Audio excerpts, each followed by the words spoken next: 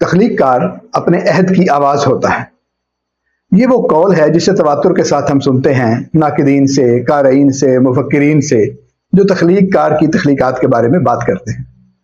اسی طرح کی ایک آواز ہمیں یہ بھی سننے کو ملتی ہے بعض اوقات کہ ادب یا تخلیق اپنے عہد کے خلاف ایک مزاحمت ہوتی ہے۔ تو دونوں باتیں بظاہر متضاد دکھائی دیتی ہیں کہ کیا تخلیق کار اپنے عہد کی آواز ہوتا ہے یا اپنے عہد کے خلاف ایک آواز ہوتا ہے۔ دلائل دونوں طرف موجود ہیں، لیکن کچھ غور کرنے کی بات یہ ہے کہ زیادہ معاملہ کس طرف کو ہے، یا وہ کون کون سی جگہیں ہیں، وہ کون کون سے علاقے ہیں تخلیق کے جن میں تخلیق کار اپنے عہد کی آواز ہوتا ہے، اور وہ کون کون سے علاقے ہیں جہاں وہ اپنے عہد کے خلاف ایک مزاحمت کرتا ہے۔ بات کی ہے ہم نے جناب ڈاکٹر ضیاء الحسن سے، ویڈیو کی طرف جاتے ہیں، لیکن اس سے پہلے اگر آپ چاہیں کہ شوق کا یہ سلسلہ تعلق میں بدل جائے تو چینل سبسکرائب کر لیجیے۔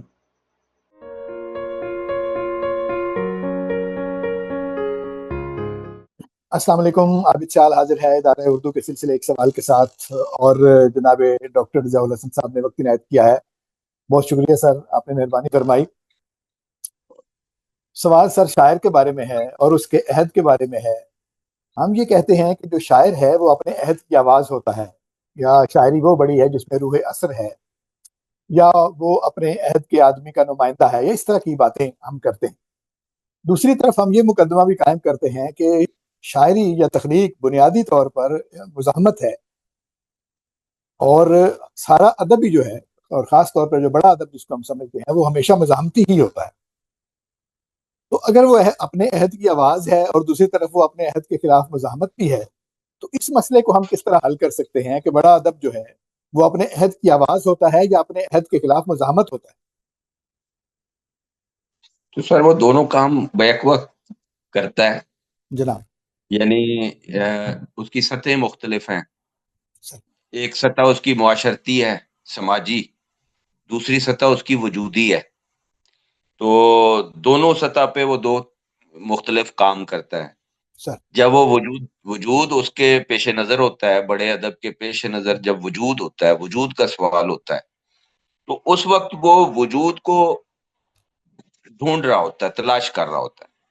یعنی یہ کہ اگر ہم یہ جاننا چاہیں کہ میر کے زمانے کا انسان کون تھا، کیا تھا، کیسا تھا، کتنا تھا، تو اور اس جیسے بے شمار دوسرے سارے سوالات کا جواب آپ کو نہ سودا کی شاعری میں ملے گا، نہ درد کی شاعری میں ملے گا، نہ نذیر کی شاعری میں ملے گا، نہ میر حسن کی شاعری میں ملے گا۔ ان کے جتنے ہم اثر بڑے ہیں، یہ بڑے لوگ ہیں جو ان کے ہم اثر ہیں، وہ اپنی وجود کی پوری، یعنی جو اس کے علاقے ہیں یا پہلو ہیں یا گوشے ہیں یا سمتیں ہیں، جامعیت اس کے میں ساتھ وہ آپ کو میر کے یہاں ملے گا۔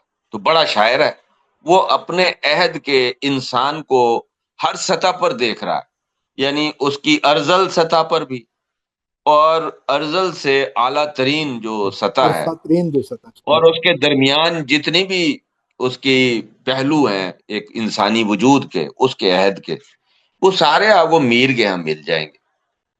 اسی طرح غالب کے ہاں، اسی طرح اقبال کے ہاں، بڑے شاعر کے یہاں ملیں گے۔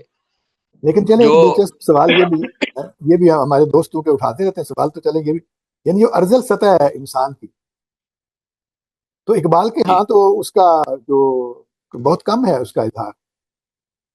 دیکھیں، اصل بات یہ ہے کہ ہم ارذل سطح کو سمجھتے کیسے ہیں، یا اقبال نے کیسے سمجھا۔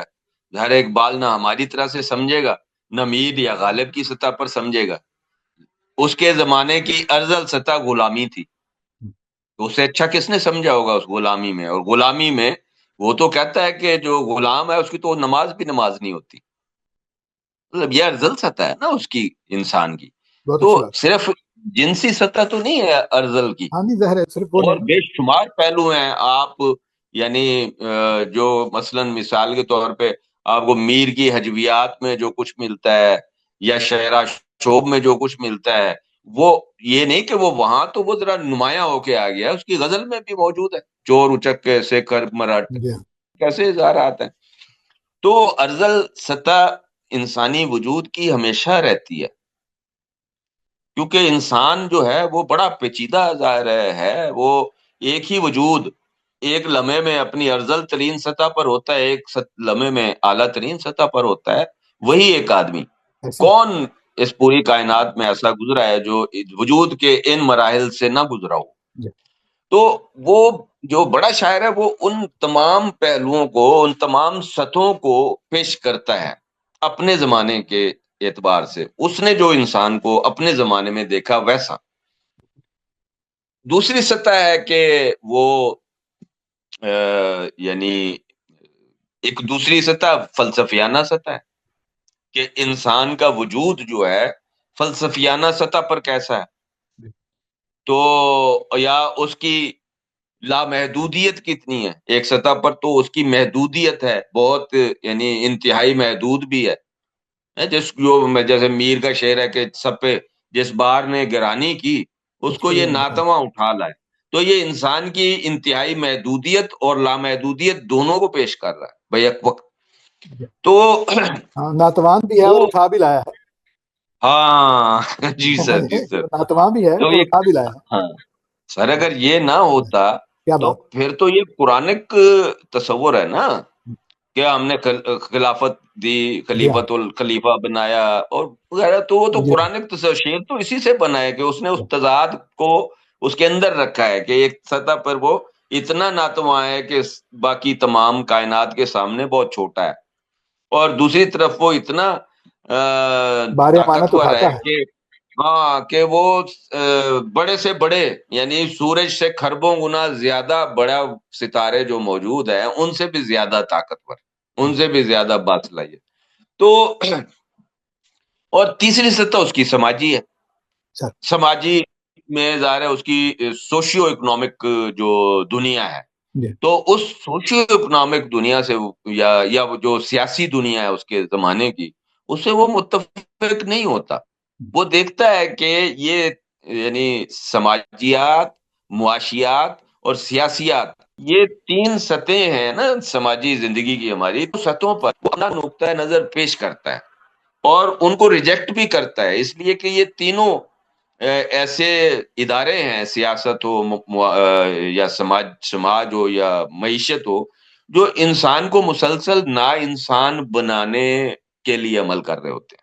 ان کے ہاں تو وہی رہتا ہے جو یعنی جو سیاسی طور پر، معاشی طور پر، سماجی طور پر طاقتور ہے وہ بہتر انسان ہے، اور جو دوسرے ہیں وہ انسان نہیں ہے یا کمتر انسان ہے۔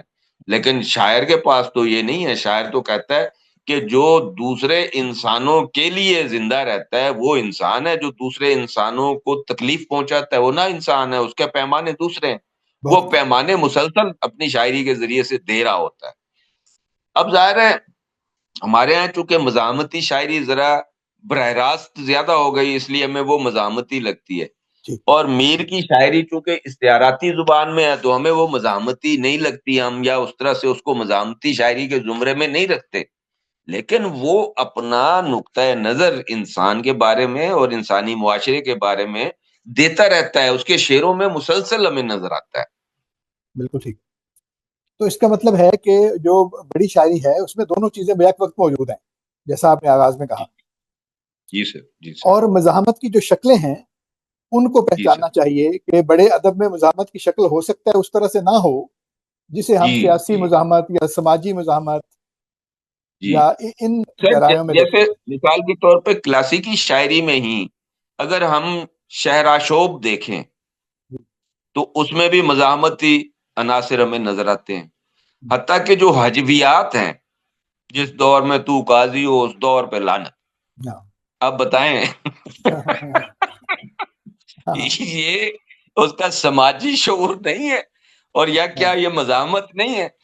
تو وہ جو ہے وہ براہ راست بھی ہے، لیکن وہ سمجھتے تھے غزل میں براہ راست بات کرنا غزل کی بے ادبی ہے، ہاں، یہ بہت اچھی تخلیقی عمل کی بے ادبی ہے، تو وہ نہیں کرتے تھے۔ دیکھیں جب بھی شاعر براہ راست بات کرے گا وہ قربانی دے گا تخلیقی عمل کی، اس لیے کہ سماجی معاشرت پہ بات کون نہیں کر سکتا؟ کیا صرف شاعر کر سکتا ہے؟ یا شاعر اگر اسے ورسیفائی کر رہا ہو مزاحمتی، یعنی اپنے جو غصہ ہے، جو معاشرے میں بے انصافی موجود ہے ہر سطح پر، اس کے خلاف جو غصہ ہے وہ شاعر سے لے کے ایک دکاندار تک اور عام آدمی کلرک تک، ہر آدمی کے اندر وہ غصہ ہے. کیا ہمارے زمانے میں یہ غصہ بے پناہ نہیں ہوا؟ تو یہ کیا آپ نے بہت ہم اچھی کہیں بات. کہ شاعر نے کوئی شاعر نے بڑا کارنامہ کر دیا مزاحمتی شاعری کر کے؟ تو نہیں کیا. شاعر مطلب نے یہ کام تو سیکریفائس کیا. صحافی اور خطیب جو ہے وہ زیادہ بہتر طور پر کر سکتے ہیں. جی. تو شاعر نے کیا کیا؟ شاعر نے اپنے تخلیقی عمل کی قربانی دی اور اعلیٰ شاعری کرنے کے بجائے ایک سطحی شاعری کی. چونکہ وہ ایک خاص قافیہ، بحر اور ردم میں ہے، اس کی ایفیکٹونیس دکاندار کی بات سے زیادہ ہو جاتی ہے.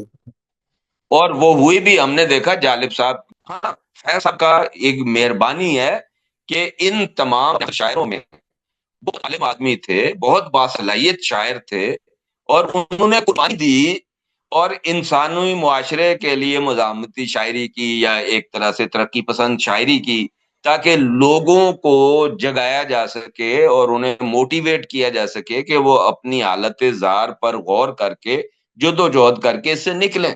یہ فیض صاحب کے لیکن بارے میں اس بنیاد پہ ہم انہیں بڑا شاعر کہیں، ہاں تو یہ تو یعنی زیادتی ہے، ظاہر ہے پھر بڑی شاعری کے ساتھ زیادتی ہے. بڑے شاعر تو مجید راشد میرا جی ہیں ان کے دور کے. جو تصور ہمارے ہاں مزاحمتی شاعری کا یا سماجی شاعری کا جدید دور میں ہے، انہیں غزل میں اس کو اپنی یعنی جو مخصوص استعاراتی فضا ہے اس کے اندر رہ کے انہوں نے اس کو پیش کیا. تو اس کا مطلب یہ ہوا کہ جو ہر ایک صنف سے ایک جیسی مزاحمتی لے کی توقع نہیں رکھنی چاہیے. سر یا ہر ایک بالکل، شاعر سے. یہ بالکل آپ نے بیان کیا. اسے ہم غزل کہتے ہیں، یعنی غزل کی بنیادی روح جو ہے وہ، میں نے بہت سوچا کہ کیا چیز مجھے، تو مجھے لگا وہ دو چیزوں میں ہے، ایک عشق اور دوسرا درد، جو اس کی بیسک ڈیفینیشن سے ہی ڈرائیو ہوتی ہیں.